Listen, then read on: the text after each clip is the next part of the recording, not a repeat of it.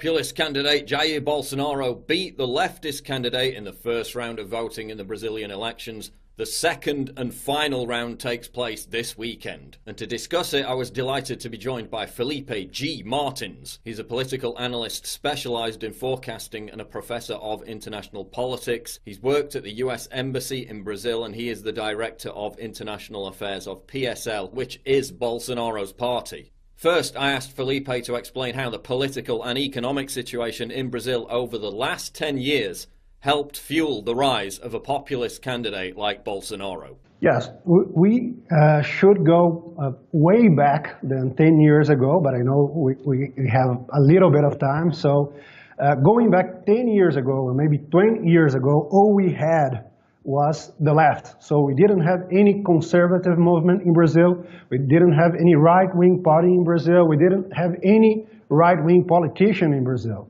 We had Bolsonaro, we had some other guys, but they didn't have a clear identity. And that's due to the military dictatorship. So the left used the dictatorship to shame the conservatives, to shame the political right wing in Brazil. And for decades and decades, all we had was a contest between leftists.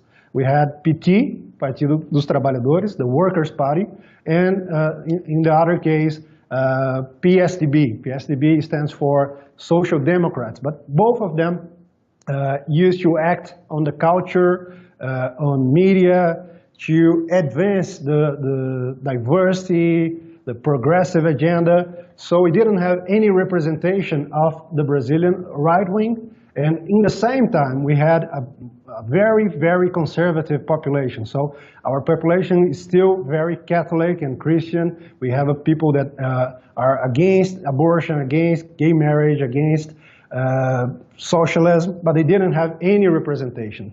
And in the same time, we had a lot of corruption. So the political class here in Brazil and the entire establishment, the media establishment, the academia,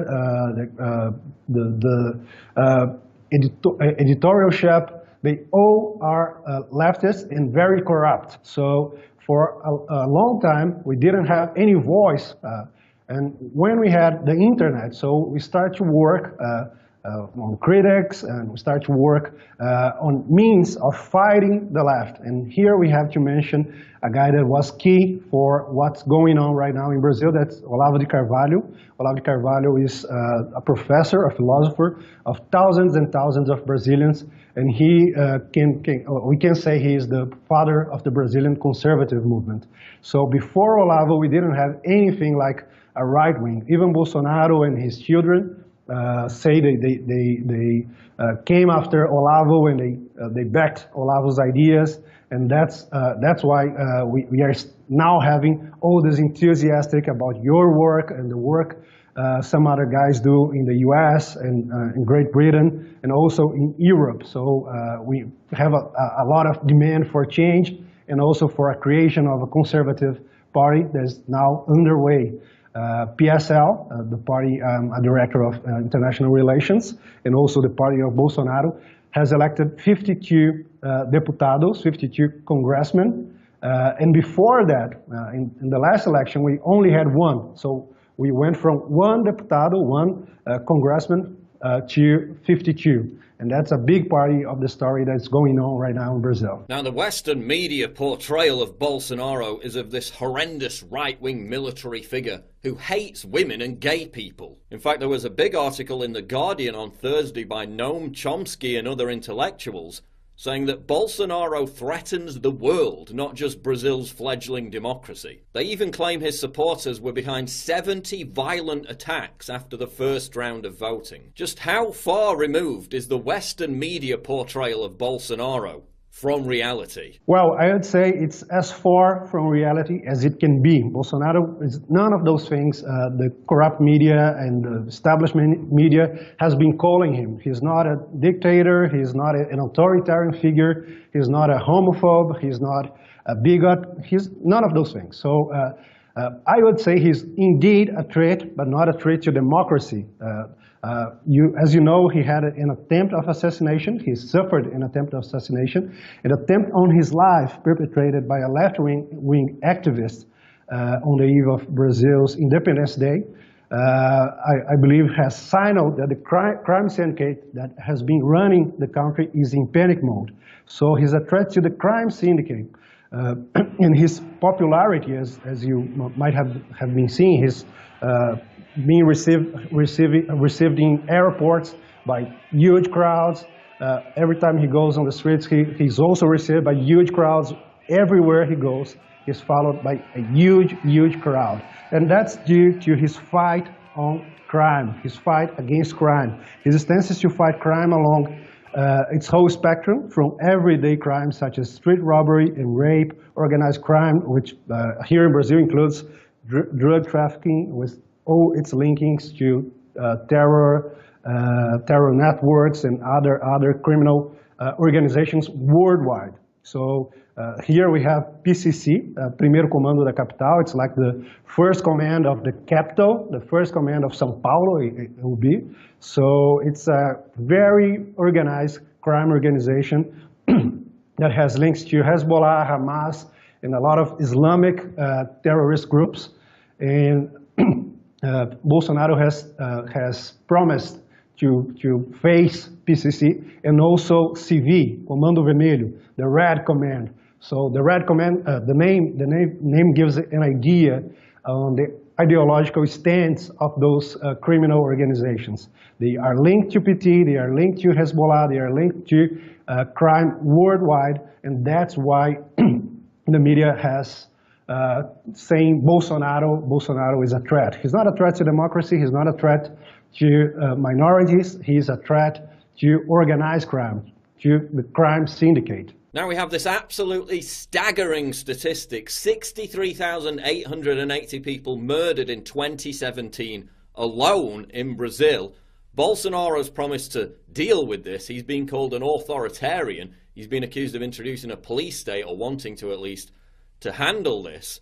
Is this massive spike in murders a more recent phenomenon, or has it been a problem in Brazil for a lot longer than that? No, so if you get the statistics, you'll see the murder rate is getting higher and higher alongside with PT's rise to the power. So you have to see that it was a systematical view from the left that criminals should not be punished. So they used the judicial system. They used also the politicians to protect crime, and that comes from the links that PT has with the FARC. Are you familiar with the FARC in Colombia? So PT founded Fórum de São Paulo. It's São Paulo's forum. It's an organization created, in the words of Lula, our former president, to build in Brazil what was lost in Brazil and Latin America, to build in Latin America what was lost in Eastern Europe. So it was built between 1991, 1992, and the idea was we need to rescue communism from what was left in the Eastern Europe. So the idea was to connect all the organizations, be it parties or even criminal organizations in Latin America that was aligned with communism ideology. So it was put forward by Lula, by Fidel Castro, by Hugo Chavez, and a lot of fellas here in Latin America that had the same idea to build here a huge country that would unite Venezuela, Brazil, Cuba, all those countries, putting forward a communist ideology, a socialist ideology, to, in the end, go after the U.S. and defeat the U.S. So it was Lula's dreams, Fidel Castro's dreams, and also Hugo Chavez's dreams. And with this link to the FARC and other criminal organizations, they they built a system to protect criminals here in Brazil. And so they got to power, and criminal murder rates, also rape, robbery, they just exploded. And that's part of why Bolsonaro is so strong and so popular here in Brazil. Now that's interesting that you mentioned the rape rate exploding and Bolsonaro having a plan to deal with that. Because of course he's portrayed in the Western media as this gross misogynist, this woman hater. In fact, there was a comment he once told a congresswoman in 2014, "I wouldn't rape you because you're not worthy of it." That was his comment. But then again, 42% of women intend to vote for him. So how do we explain this supposed portrayal of Bolsonaro as this gross misogynist when he has relatively large female support still? So starting by the declaration that he would not rape that woman because she didn't deserve it, they were actually arguing she was protecting a guy that just had raped a girl, like an entire week. The guy spent raping the girl, and then he cut her head off.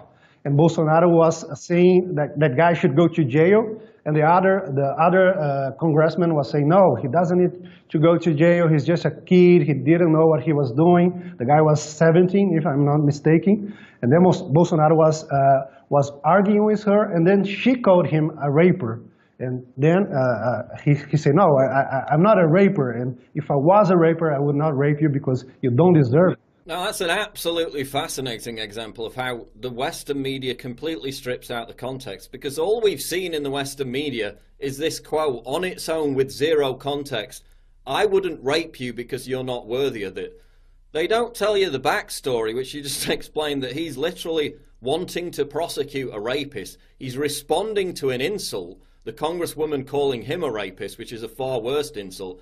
None of that context ever appears in the Western media when they use this quote to smear Bolsonaro as this evil, woman-hating misogynist. That's just an absolutely fascinating example of how much they hide, how they strip out context, how they strip out meaning to demonize people for these kind of comments. And on that subject of comments that may be being taken out of context, there's another one about minorities, which is apparently Bolsonaro said, quote, "Minorities have to bend down to the majority. The minorities should either adapt or simply vanish." He was talking about indigenous lands in the Amazon rainforest, and this is another big controversy or criticism of Bolsonaro that apparently, and Time magazine reported on this recently as well, he wants his business associates, or he wants to pave a highway through the Amazon rainforest. How accurate is that criticism? Yeah, so when he talks about minorities, he's not saying he will, that quote is very strong too. The minorities have to bend down to the majorities, but what he's saying actually also has a context. So when he say that, he said there's a basic point that no minority has a strength in its own. All its strengths come from the dominant class.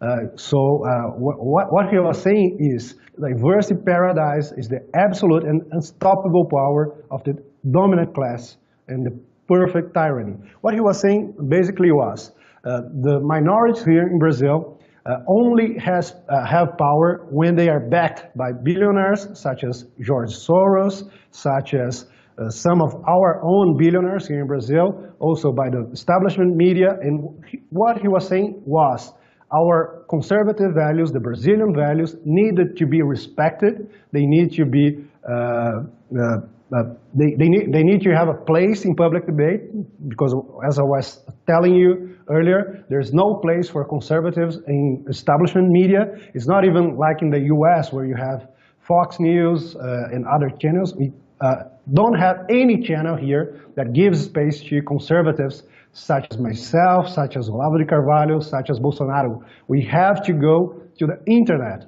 the social media, Facebook, Twitter, YouTube. We don't have any space on establishment media. So what he was saying was, we need to respect the values of the majority. We have 91% of the Brazilians are Christians, and you don't have any Christians in the media, in the academia, and any of those establishment powerhouses. So what he was saying basically was, we are going to respect the minorities. We are going to protect the minorities, as protecting them from violence, from crime, but we need to respect the values of the majority. That was the basic point he was making there. Now, Brazil, obviously being a Catholic country, basically outlaws abortion. It's still allowed in cases of rape or whether there's a risk to the life of a mother. But recently the Supreme Court said they would consider allowing elective abortions up to 12 weeks of pregnancy. What's Bolsonaro's position on abortion? Bolsonaro, as the entire population of Brazil, is very against abortion. So we have like 95% of Brazilians are against abortion, but the progressives try to push it with a lot of Soros money. We have a big pro-life movement here in Brazil, linked to Catholics, linked also to evangelicals. But not only evangelicals and Catholics are worried about abortion here in Brazil. We have a lot of atheists, we have a lot of people that are not even doesn't even have a religion, and that are worried about abortion here in Brazil. Soros has been putting a lot of money here in Brazil, not only to push abortion, but also to push as we call here, the gender ideology, the gender theory, pushing that on schools, pushing that on universities, pushing that on media, and we are reacting to that. That even led George Soros himself to complain about Brazil. He said, "Oh, I'm not sure what's going on in Brazil, but people there are making dangerous movements, as he called it." Because he didn't make any success in pushing abortion, pushing the gender ideology, and he even complained about that. So we have some of our judges from the Supreme Court that are very linked to Soros, and they were put there just to push abortion. So they are trying to use judicial activism to approve abortion here in Brazil, to make it right for women to abort, but no one wants that here in Brazil. So we could say it's more of a globalist agenda than a Brazilian progressive agenda. Now there's this other big controversy in Brazil which I've read about, which is sex education for children. Obviously I'm of the opinion children shouldn't be having any sex education, at least until the age of, 12, 13, 14. Reports that children as young as 3 and 4 have been given or taught propaganda about alternative sexual lifestyles. Tell us about this controversy. Yeah, so the perversion and the dumbing down of our kids is a big topic here in Brazil. Not only the perversion, the sexual education to children like 3 years old kids, 4-year-old kids, receiving in school what we got nicknamed here as gay kids. Bolsonaro was also very known when he was fighting the kit gay, how we call here. It was actually a set of movies that targeted children as young as 3 years old, 4 years old, and try to teach them that gay sex was okay, but not only saying that, oh, you should respect it, you should do it. So they have like cartoons showing kids how to do gay sex and things like that. So it was a big problem here. The language they used were targeted at those ages. So it was a big scandal here in Brazil. Fathers, parents went to the streets. Bolsonaro went to the Congress and made a lot of speeches, and then they canceled it, but they still push it, like hiding a lot of teachers that are aligned with the PT crowd. They take that to the classroom, and Bolsonaro has been denouncing that since forever. But it's not only the sexual education; it's also the gender education. So they try to push the idea that kids are not born women or men. They are not born male or female. They have to choose that when they reach a certain age, like 18 years old, 20 years old. So that's another big fight we have here. And also the dumbing down of our kids. If you get the statistics, we are not only killing our people, you got there, the murder rate is like 7,000 in the last year, but also we are dumbing down our kids, we are dumbing down our people, because if you get like the PISA test, that tests our capacity to read, to write, to do basic operations in mathematics, we are like in the last group. So like with countries that are much more poor than we are, And that's a big problem here too. And Bolsonaro is promising to fight that too. And that's one other motive why he is also very popular here in Brazil. Now, expanding this out into the wider conservative movement in Brazil, BuzzFeed, of all people, not a right-wing organisation by any stretch of the imagination, had an article this week entitled "YouTubers Will Enter Politics, and the ones who do are probably going to win." I went on these channels of some of these YouTubers. They built up massive audiences, in one case over 2 million subscribers. Some of them have actually now moved into positions of power. This is the MBL movement and a guy called Arthur Mame Fale. They've had such massive success based off of social media and YouTube. Tell us how that happened. Okay, so that has to do with the history of the conservative movement here in Brazil. As I told you, Olavo de Carvalho was the first one to create a conservative identity for Brazilian conservatives. He was not only coping, he was not only mimetizing American conservatives, British conservatives, he was creating his studies, his ideas, and spreading these ideas among young people. A lot of them went to YouTube, a lot of them went to the streets, and MBL got in the story right there. So in 2014, we had a huge electoral fight between PT and the opposition. And the PT used a lot of dirt money, crime money, and when the elections were over, people got to the streets and started protesting, asking for Dilma Rousseff's impeachment. And one of the movements that was created there was MBL, that is liberal Brazilian movement. So liberal here doesn't have the same meaning as the US. So we are talking about classical liberals. They are classical liberals. They defend free market economics. They defend the ideas of Milton Friedman and also other economists such as Mises. And MBL got in the story right there. In 2014, they created a big movement alongside with other movements such as Vem Pra Rua, Revoltados Online, and a lot of other movements that asked for Dilma's impeachment. And she got impeached like in 2016. So MBL used YouTube and the social media to channel its message. And two guys, Mamãe Falei, that is like mother, I'll tell them, that's what that means. And Kim Kataguiri got elected. They had a big vote.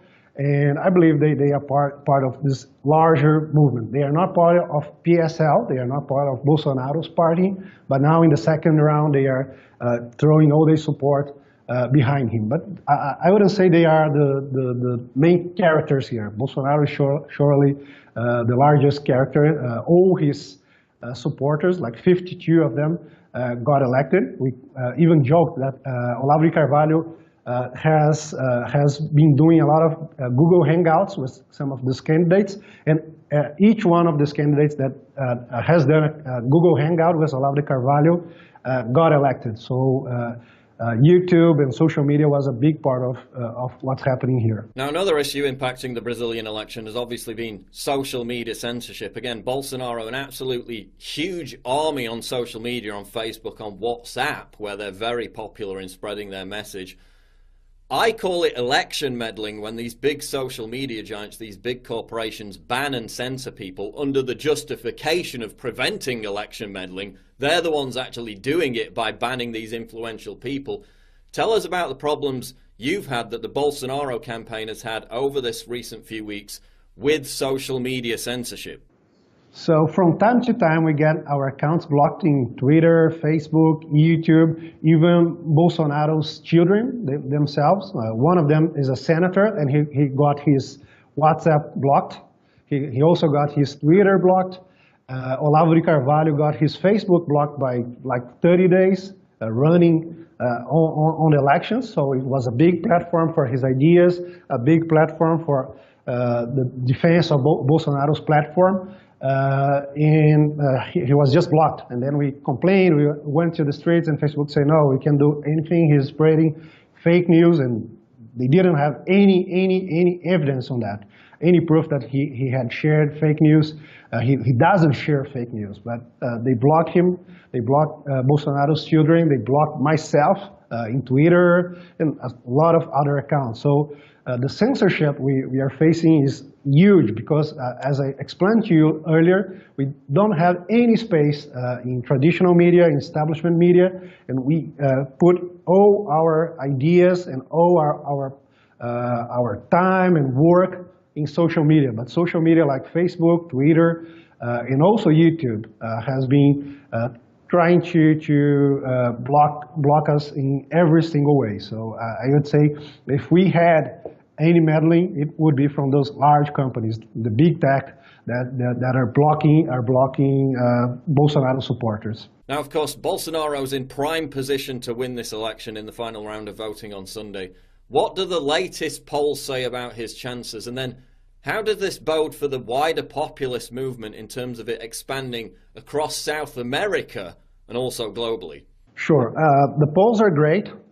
Even in the first round, Bolsonaro has said he would have won if it was not for the frauds in the digital polls. So we have a very problematic system here in Brazil. I used to work for the electoral court, so I'm very familiar with the process.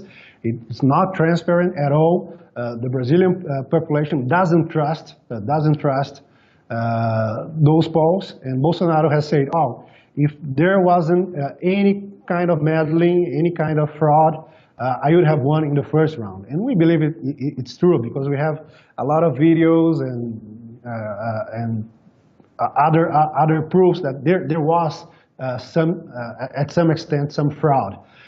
For the second round, Bolsonaro is clear the favorite. He has something like 6% against 4% of Fernando Haddad, his contender. And I believe he will win.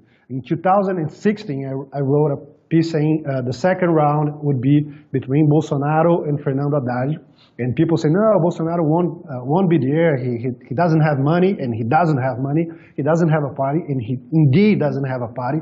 He doesn't have any kind of political support, and indeed he doesn't have any kind of political support. But he still got to the second round as the big winner in the first round, and now he's in the way of winning the elections here in Brazil. About the populist movement, I would say that in Brazil, people have a problem with the populist term. Here in Brazil, populism is linked with the left, more like the demagoguery, the lies the left tells to people. But I get, so the populist movement in Brazil, in South America, and also in Europe, and I would say in the United States, people are looking for Bolsonaro. So we get a lot of message from people from the Lega Nord in Italy. We get message from the Kurz crowd in Austria. We also get message from people from UKIP, the Republican Party, the Trump movement. And here in South America, people see Brazil as a huge leader, a regional leader. And so people from Paraguay, Argentina are expecting Bolsonaro to win so we can face Venezuela, so we can face the globalists, so we can defend our national sovereignties. I would say that Brazil will try to link the South America populist movement with the American populist movement. We are trying to connect with Trump and his people. We have had meetings with Bannon and people from Breitbart. We also have had meetings with people from the Lega Nord, from Kurz and other populist movements around the world. So I believe Brazil will be a large part of what's going on in the world right now, and Bolsonaro will have a special place in the history we are writing against globalists. Okay, we'll wrap it up there. I mean, just to finish, there's so much enthusiasm. I've never seen so much enthusiasm out of a people, out of one particular country, than I have with Brazil. Just the sheer volume of messages I get across every single platform, the sheer volume of enthusiasm that pours out of that country. yearning for genuine change, and it looks like that's what's going to happen, for better or worse, depending on your standpoint, when Bolsonaro takes victory in this Sunday's election. Thank you, Paul. I believe this will be a big success in your channel. As you said, people in Brazil are very enthusiastic, and I would say that comes from our need more than any national character or anything like that. We are happy people, but we are also in need of change here in Brazil. We need to build a conservative movement. We need to build an establishment movement. We also need to build an un-globalist movement, and that's going on right now. It's very exciting. So thanks for having me. Thanks for listening to me. I believe this link between populist movements in Brazil, in the Great Britain, and the entire world is very important in this moment. So thank you for having me and listening to me.